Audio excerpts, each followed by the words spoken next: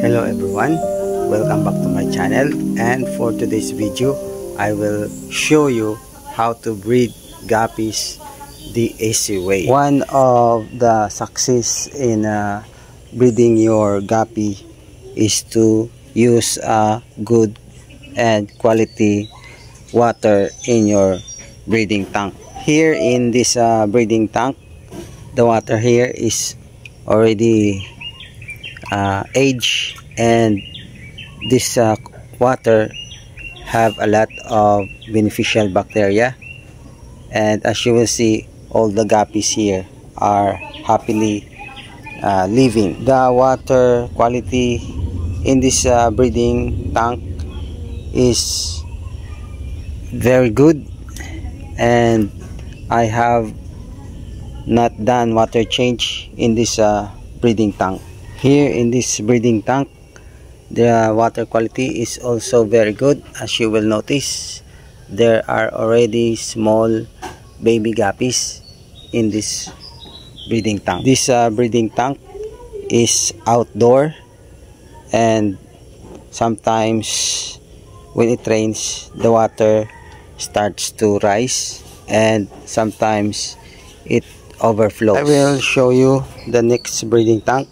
So this breeding tank are all female guppies, and these are all virgin female guppies, and as you will notice, the water is very clear, and I have not done water change in this breeding tank. For the past days, it was always raining here in my place, and as you will notice here, the water level is already at the top of this breeding tank. So now we will breed guppies using this 2-gallon breeding tank. This is a 2-gallon breeding tank.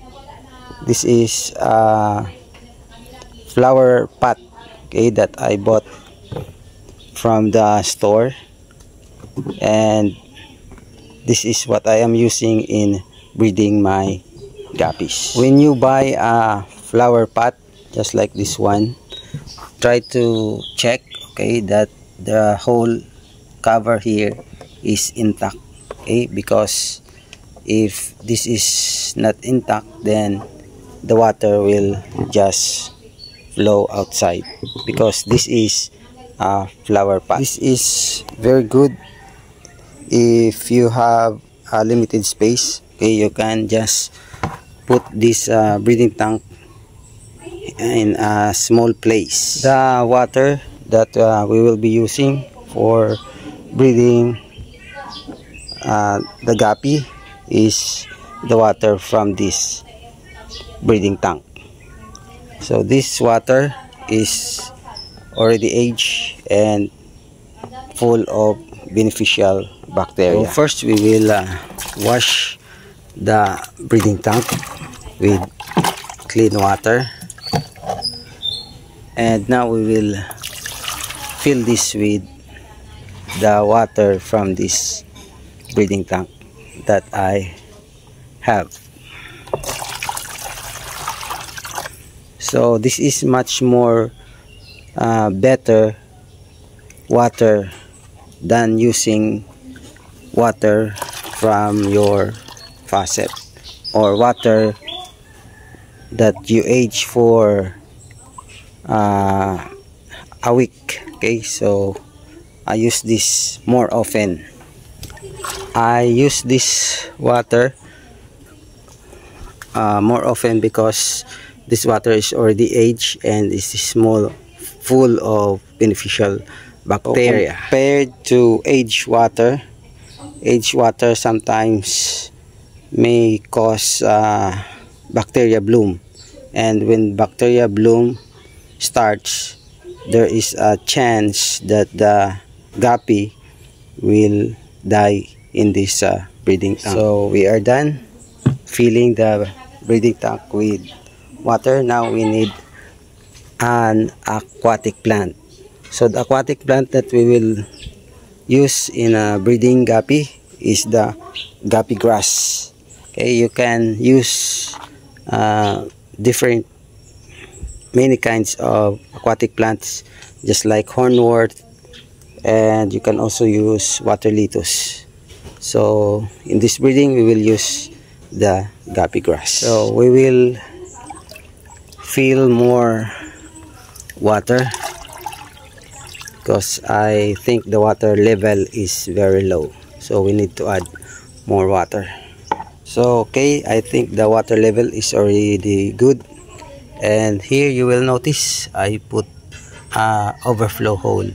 Okay, so this is very important in setting up your guppy breeding tank, so that the guppy will not jump out of this breeding tank, and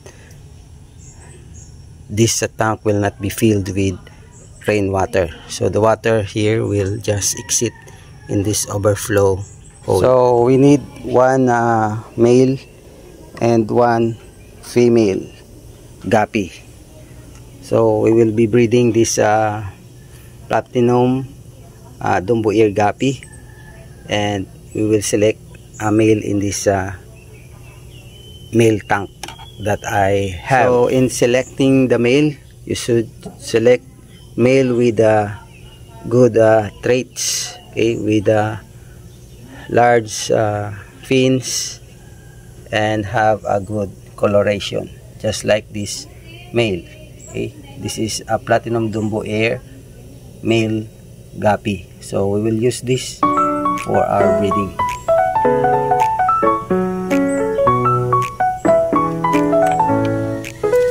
So, and selecting your male for breeding, you should select male with a good and beautiful traits. Okay, it has a good coloration, and the fins are large. Okay, just like this one.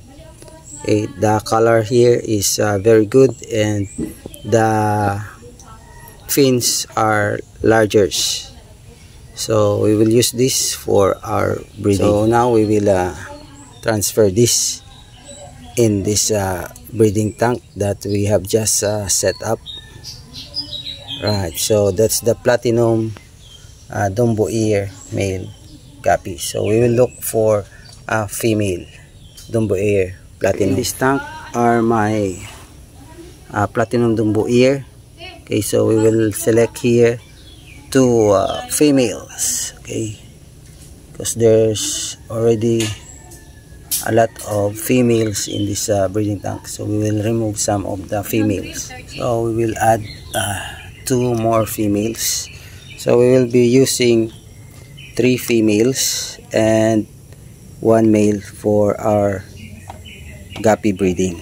So these are the females, right? So hopefully these females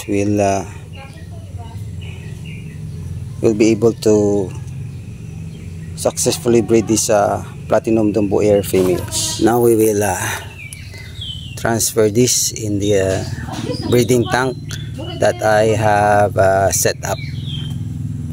Alright, so there are 3 females and 1 male in this breeding tank. So that's the male and these are the females. So this is the easiest way to breed your guppies successfully. Okay, so I also have a different setup of my guppy breeding, and later I will also share this to you. So that's all for today, guys, and hopefully you will like this video. And if you're new to my channel, don't forget to click the subscribe button and click the bell button for you to be notified for my new videos. Once again, thank you so much for watching, and see you in my next video.